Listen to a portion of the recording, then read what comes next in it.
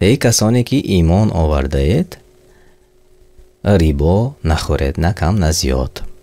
در همین موضوع بسیار سوال ها می شود و امروز الحمدلله بسیاری ها به اهل علم مراجعت نمی کنند، خودشان علاقه می دانند، چون می گویند که دیگر این چیز یک روشنایی است، یک روشن است. گاهی می پرسند اما از کنجکاوی می پرسند، یا اینکه گاهی می پرسند از آن که فایده بینند به خودشان، گاهی می پرسند از آن که آیا می شده باشد که شریعت را به سمت خودمان مایل کنیم، یعنی آن چیزی که ما می خواهیم از شریعت استفاده کنیم.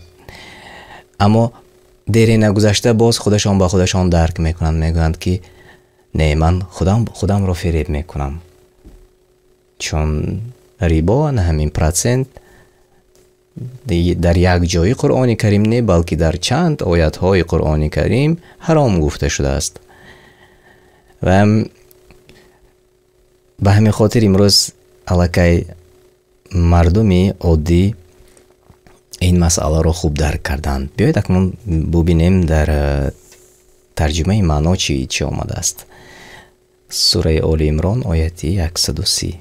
ای کسانی که به الله و رسولش ایمان آورده اید ریبا را، یعنی سودخوری، با تمام نوعهایش نخورید، چون قرض دادید بر آن اضافه نگیرید، اگر کمی باشد هم، یعنی کمی باشد هم اضافه نگیرید، و از الله بترسید و قانونهای شریعت را رعایت کنید تا رستگار شوید، تا بخشیده شوید در دنیا و آخرت.